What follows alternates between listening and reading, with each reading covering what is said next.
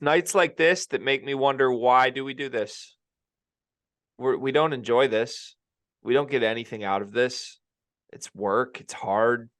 I give way more time to this than I do my family. I basically am at a dead end point in my career. I have nowhere to turn. My basketball team's 4-5. Yours is 4-4. It's midnight, and we're talking to each other about it. Why? I was at that whole time you were going through that, I was going to figure out a way to lie to you.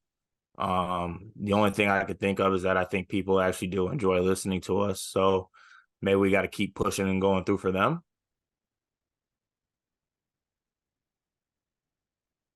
What about like my own sanity?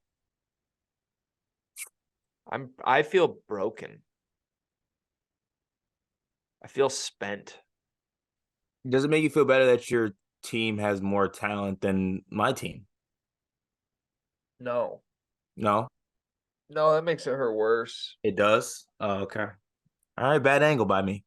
I wish we could, you know what? I wish we could trade teams in the sense of like, I wish I could give my players to your coach. And I wish you could give your players to my coach. And then like my coach could just like let them fail. And then, but nobody would see it, because if a team fails in an empty arena, does anyone even see it? And then your team could like possibly galvanize around a couple talented players. That'd be good, but my coach refuses to use the system that you use as addition to add players. So that Oh, doesn't work. It doesn't work for either party. But quickly to get going on this game, I personally think I need to start by saying that um I don't owe Indiana an apology. I still think Indiana's a bad basketball team. I'm sorry. I'm not going to get off the hill. I do. I think it took an F game from Doug McDaniel for them to win this basketball game. And I can't believe that we got an F game from Doug McDaniel. I didn't think that Doug McDaniel was capable of having F games, to be honest with you. If you get a D plus game from Doug, I think they win this basketball game. Indiana fans, you have something very, very special with Khalil Ware. Enjoy that this season, and hopefully that leads to what successes you want to find as a team. I personally don't believe in it, but I could see why you would believe in it. But yeah, we find ourselves in a world where your team is 4-5 and my team is 4-4, and the Indiana Hoosiers, aka Front Court U, is 7-1. yeah, Indiana's one win away from having as many wins as Michigan State combined right now. And we still don't love Indiana. Look, I hate that that's where you started. I'm sure there will be some Indiana fans who find this and get your punches in. You deserve to victory lap me after they just beat my team in Ann Arbor. I know I was skeptical. I'm not going to pull a Carter here. I'm not just going to keep shitting on your team, because here's what I think you have with your team. I think you have a team that knows who they are and has a great front court and can win games against bad teams with a great front court and a good coach. You have a great front court. You have a good coach. And spoiler alert, the rest of the Big Ten Conference is full of horrible teams with some bad coaches. So I think Indiana can win a lot of games with that formula. Tonight, Khalil Ware and Malik Reneau were like B plus performance versions of themselves. Mackenzie Mbako, same thing. Ware had 2 fouls in the first half. Reneau, I thought was the best player for Indiana at times tonight, but then in the big moments, it was Ware that stepped up. You got absolutely nothing from your backcourt. Cardio Gabe was at it again, 2 points on 1 shot. He did make things tough on Doug McDaniel. I'm sure Indiana fans will want me to acknowledge that. Gabe Cupps really made it tough on Doug. More specifically, Doug made it hard on Doug. Doug looked like a guy that just played 42 minutes on the road at Oregon on the way to 33 points and giving everything he possibly had, and he had no legs tonight. That's not an excuse. Doug's not allowed to have no legs. This Michigan team will not win a game this season if Doug McDaniel goes 3 for 14 from the floor and missed 2 free throws in crunch time. Just won't happen, and that happened.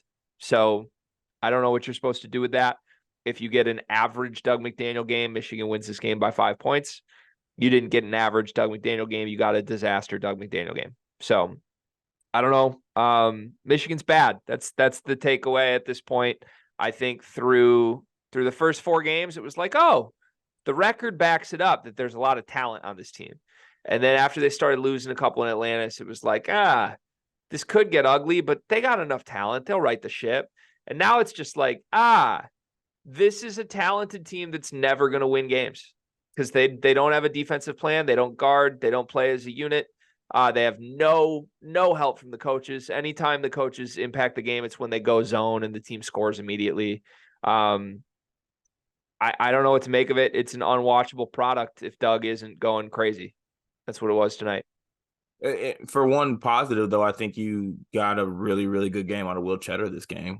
And I think maybe there's a shift to where you move Terrace to the bench for Will Cheddar, honestly.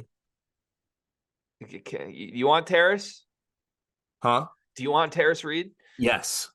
Let's work something out there. I'd love to give you Terrance Reed in exchange for.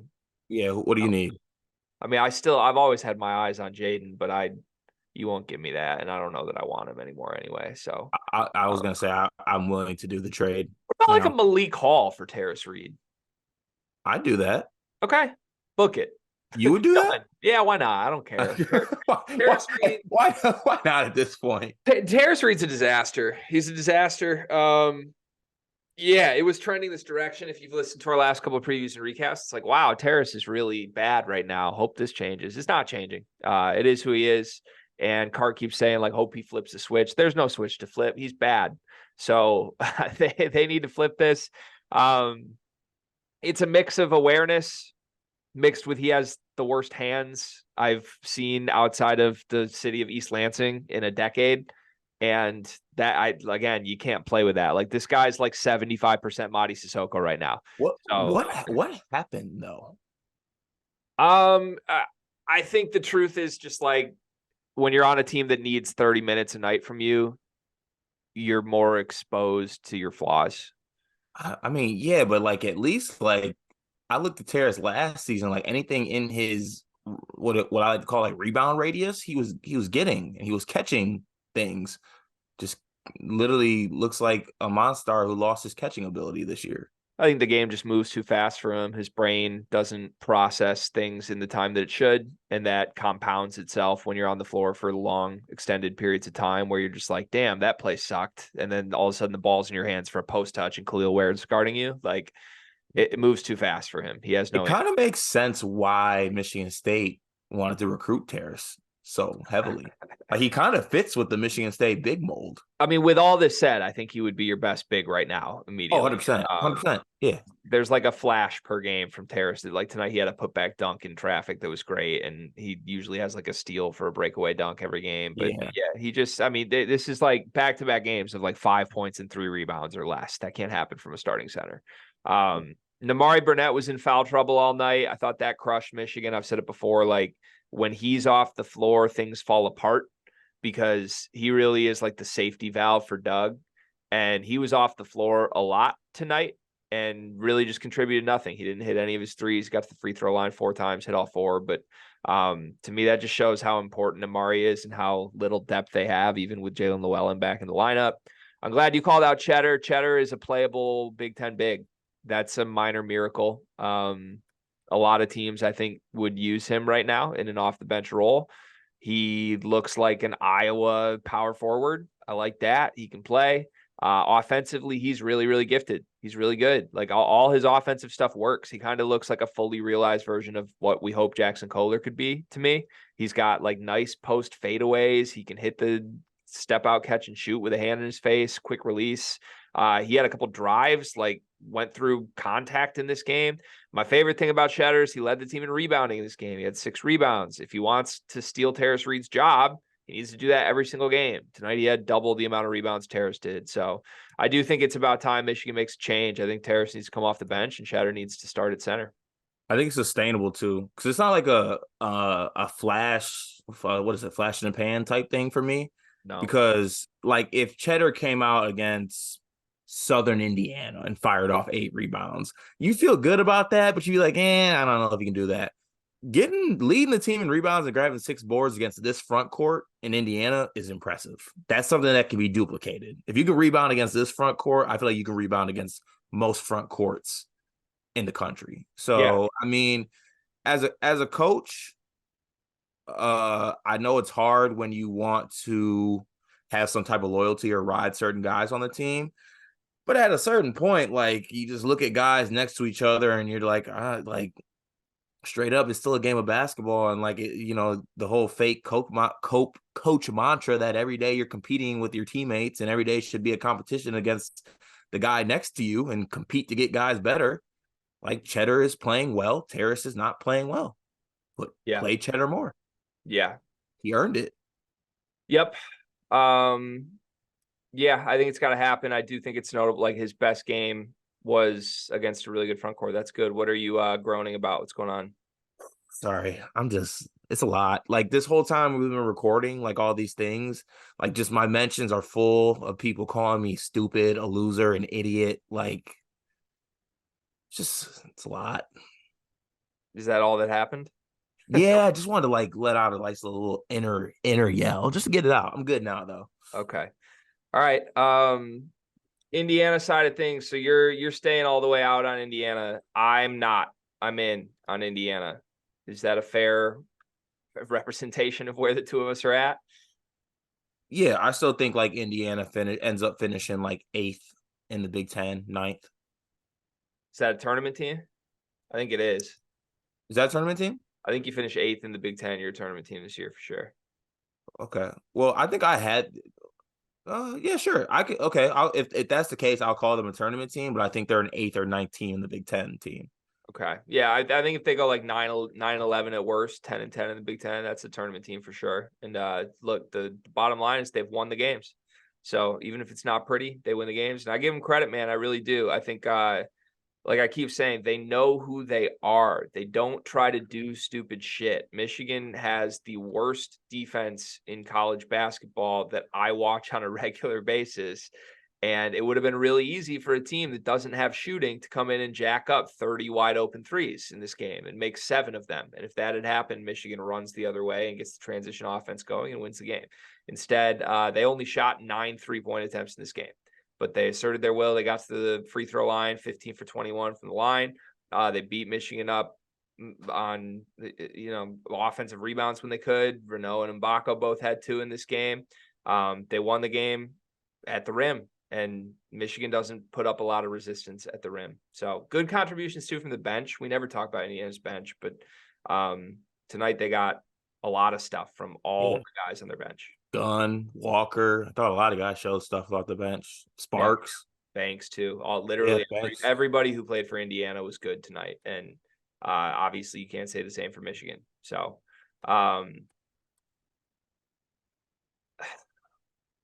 is Michigan is constituted as a bad basketball team? Horrible basketball team. Indiana has yet to beat a good basketball team. I still think Harvard's okay. Okay. I still think Harvard's okay. I don't know, man. Like they got Auburn and Kansas coming up next. If they split those, can we say we're in? If they go 1-1 against Auburn and Kansas, we're in on Indiana. Yeah, I mean Auburn just lost to App State, but App State's kind of good, aren't they? They go 1-1 in those games. They beat Auburn, lose to Kansas. I'm in on Indiana. Okay. I will consider being in if they go 1-1. And that's further than where I am right now. I also have a theory that Hunter Dickinson's only going to lose to Big Ten teams this year. That's kind of funny. I don't know. I just he sees demons. He sees his ghosts. I know they lost to Marquette already, but they're honorary Big Ten kind of. Yeah, lost to Illinois. Yeah, never do anything in March. Shaka, that's honorary Big Ten. Michigan. I can't believe I'm finding ways to be joyful right now. Is it acceptable that Doug did this tonight? Is it acceptable? Yeah. Is it to frame this? We're going up and down with the Michigan State vets, and we're like, that's unacceptable. Is it acceptable that Doug McDaniel did what he did tonight? No, it isn't in my eyes, because I'm willing to, like you mentioned, the effort that he gave the last game, and all that. And I understand that, the minutes and everything like that. I understand that.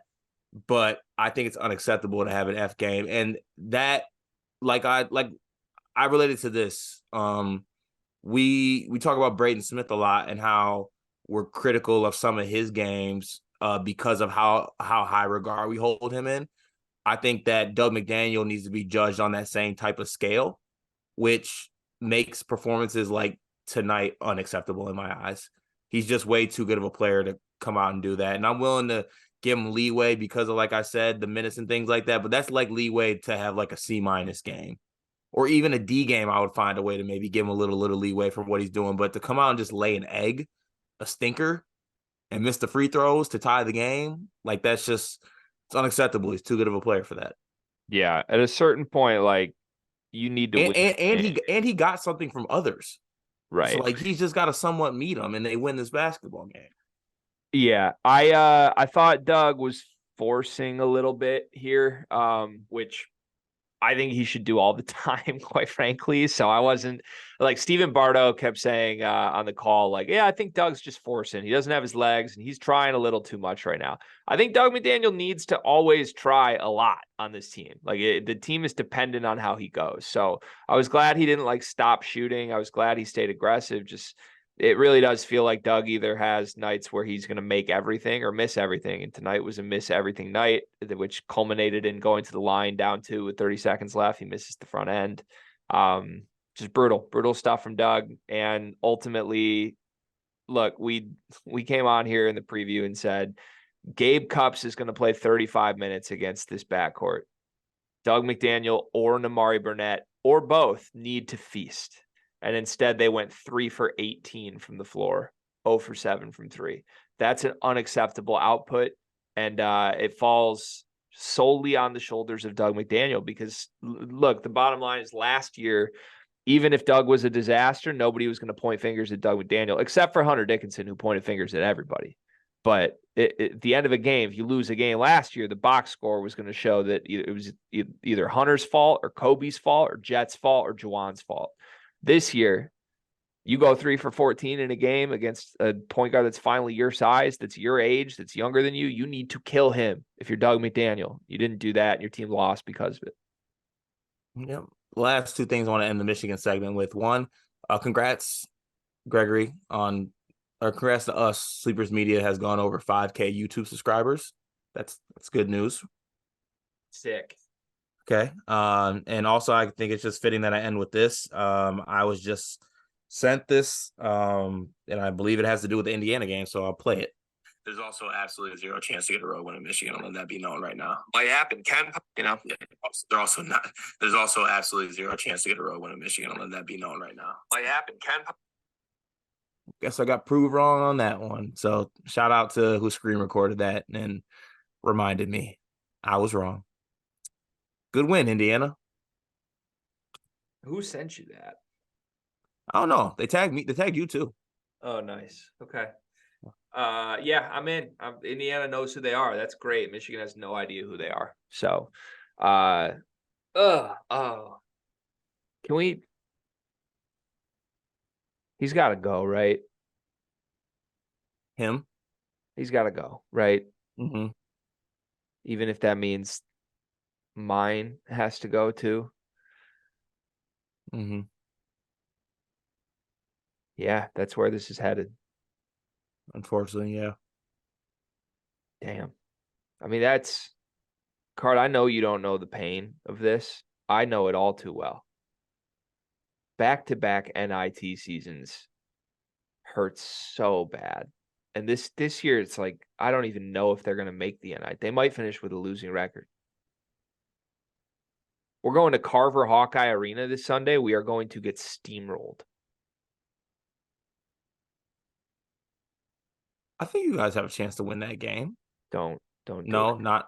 No. They're the fully realized version of us. They know they're Iowa. Michigan still thinks they're Michigan. It is what it is. Creek is going to put Terrance Reed in a blender for 40 minutes. Like not cheddar. Yeah, cheddar, my friend. Like, come on. Fran's going to steal cheddar before we get back on the bus. God. Just woke my daughter up. I'm gonna get a text from my wife. Goodbye. Sorry. Get your shit together, man. Somebody in that program, just be good. It's something, anything. Please. I have a sick Doug McDaniel shirt that's sitting in my cupboard. I haven't even worn it. Ah.